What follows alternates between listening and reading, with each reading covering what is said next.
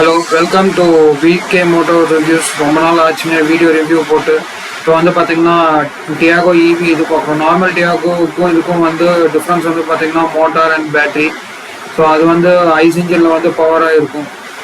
So இதில் வந்து பார்த்தீங்கன்னா இந்த டாட் இவி பேட்சஸ் எல்லாமே வந்து ப்ளூவில் இருக்கும். அதே மாதிரி முன்னாடி க்ரோம் கிரில்ஸும் வந்து லைட் ப்ளூ கலரில் இருக்குங்க. அப்புறம் இது வந்து பார்த்தீங்கன்னா நார்மல் சார்ஜரில் வந்து பார்த்தீங்கன்னா 8 hours ஆகுங்க காமிக்கும். அந்த க்ரீன் கலர் வந்து ஒரு சார்ஜ் ஆகிட்டு இருக்குன்னு காமிக்கும். இன்னும் ப்ளூ கலர் வந்து பார்த்தீங்கன்னா சார்ஜ் வந்து கன் கனெக்ட் பண்ணிங்கன்னா அந்த இது எரிக்கும். ஸோ இதுதான் கீ ஃபாப் டாடா டியாகோவோடது. வாங்க பார்க்கலாம்.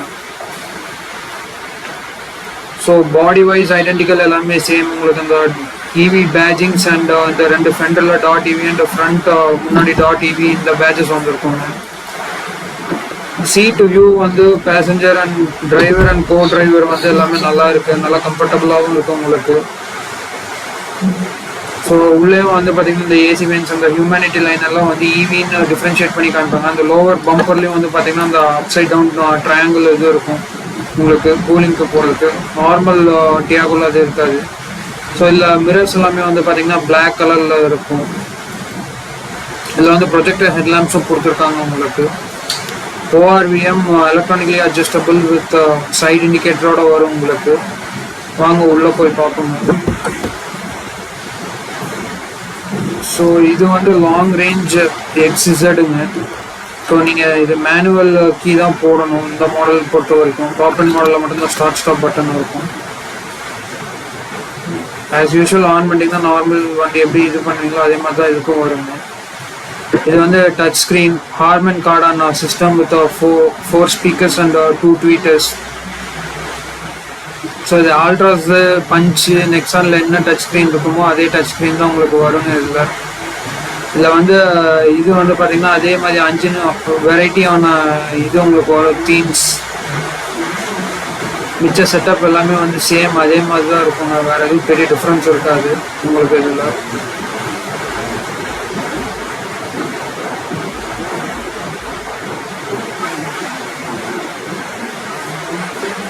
தீம்ஸ் பார்த்தீங்கன்னா 5 தீம்ஸ் இருக்கு. Pink, blue, green, yellow, red, purple. இந்த கலர்ஸ் எல்லாமே இருக்குங்க. ஸோ இதில் வந்து பார்த்தீங்கன்னா automatic headlamps and automatic vipers எல்லாமே இருக்கும். நீங்கள் நார்மலாக கீ போட்டு சாவி டர்ன் பண்ணிவிட்டு ஒரு டர்ன் பண்ணிங்கன்னா அங்கே ரெடின்னு காமிக்கும். அதுக்கப்புறம் தான் உங்கள் வெஹிக்கிள் வந்து ஸ்டார்ட் மூவ் ஆகும் டிரைவ் மோடு போட்டிங்கன்னா. இதில் வந்து ரோட்டரி கியர் நாப் தான் உங்களுக்கு. PRNDS, R for reverse, N for neutral, D for drive, S for sports mode.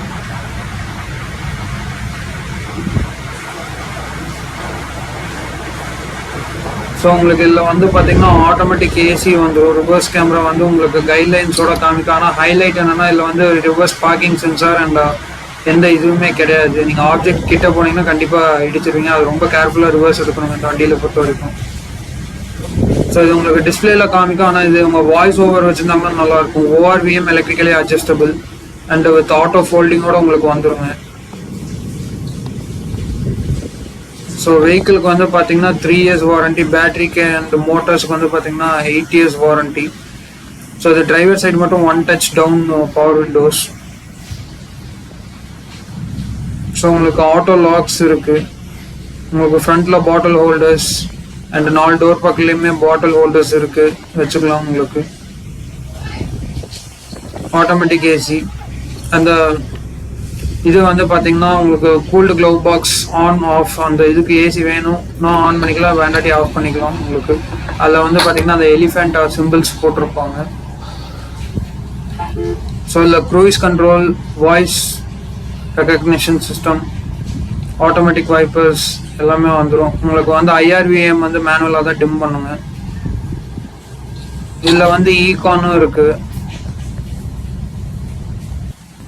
So இதில் க்ரூயிஸ் கண்ட்ரோலும் இருக்குது. க்ரூயிஸ் கண்ட்ரோல் எப்படின்னா இந்த வண்டியில் ஆக்டிவேட் பண்ணுறதுன்னு பார்த்தீங்கன்னா நீங்கள் ஒரு ஸ்பீடுக்கு மேலே போயிட்டு ரீஜென்ரேஷன் வந்து எல்லாமே ஆஃபில் இருக்கணும். மைனஸ் பட்டன் அமுத்திட்டு க்ரூயிஸ் ஆன் பண்ணிவிட்டு மைனஸ் பட்டன் அமுத்துனீங்கன்னா மட்டும்தான் ஒர்க் ஆகும். ரீஜென்ரேஷனில் இருந்தால் கண்டிப்பாக ஒர்க் ஆகாதுங்க. econ off. ஸோ இதான் வந்து ரீஜென்ரேஷன் லெவல் செட் பண்ணுறதுங்க. ஸோ அதுக்கு பக்கத்தில் இருக்கிறது வந்து பார்த்தீங்கன்னா ரீஜென்ரேஷன் லெவலில் கம்மி பண்ணுறது. ஸோ ரீஜென்ரேஷன் வந்து உங்களுக்கு இது பண்ணிட்டீங்கன்னா வந்து நீங்கள் பயங்கர வண்டி அப்படியே பிடிச்சாப்புல இருக்கும் ஆக்சிலரேட்டர் விட்டிங்கன்னா. ஸோ நீங்கள் லாக் பண்ணிக்கலாம், அன்லாக் பண்ணிக்கலாம். டச் ஸ்க்ரீன் கீழே அந்த கண்ட்ரோல் இருக்கும் உங்களுக்கு. ஸோ இந்த ஆம்பியன்ட் லைட்டிங்ஸ் வராது இந்த வெஹிக்கிள் அல்ட்ராஸ் மாதிரி. மற்றபடி உங்களுக்கு கம்ஃபர்ட் லெவல் டிரைவிங் இது எல்லாமே ஓகே. கம்ஃபர்ட் லெவல் டிரைவிங் எல்லாமே ஓகே. வாங்க பானட்குள்ளே என்ன இருக்குன்னு பார்ப்போம்.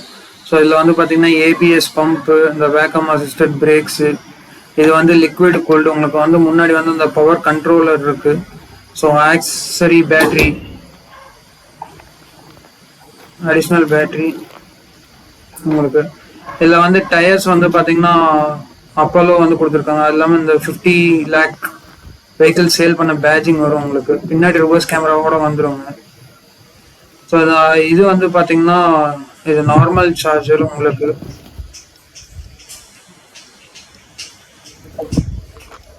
ஸோ இந்த இது நார்மல் சார்ஜரில் போட்டிங்கன்னா மினிமம் வந்து நீங்கள் 8 hours சார்ஜ் பண்ணுங்க இந்த கன்னில்.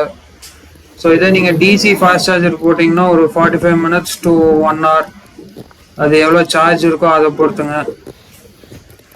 இது டயர்ஸ் வந்து பார்த்தீங்கன்னா அப்போலோ வந்து எனக்கு கிடைச்ச வேரியண்ட்டில் வந்து பார்த்தீங்கன்னா அப்போலோ வந்து எக்ஸ்பி கொடுத்துருந்தாங்க. அது வந்து எக்ஸ்பி வந்து பயங்கர சைலண்டாக இருக்கும், நீங்கள் போகிறதே தெரியாது. ஸோ இந்த இடத்துல தான் வந்து நீங்கள் அந்த சார்ஜிங் கன் இது பண்ணுவீங்க. மேலே கீழே இருக்கிற ப்ளக் ரிமூவ் பண்ணிங்கன்னா தான் நீங்கள் அந்த டிசி வந்து கனெக்ட் பண்ணணும், டிசி ஃபாஸ்ட் சார்ஜஸ். ஸோ சீட்டு வந்து பார்த்தீங்கன்னா பின்னாடி வந்து பாட்டில் ஹோல்டர்ஸ் 4 பக்கமுமே கொடுத்துருக்காங்க உங்களுக்கு. ஸோ பின்னாடி சீட்டு வந்து பார்த்தீங்கன்னா ஹெட் ரூமும் வந்து நல்லா தான் இருக்குங்க. லெக் ரூமும் உங்களுக்கு நல்லா ஸ்பேஷியஸாக தான் இருக்குது மற்ற வண்டியோட இது கம்பேர் பண்ணுறப்ப.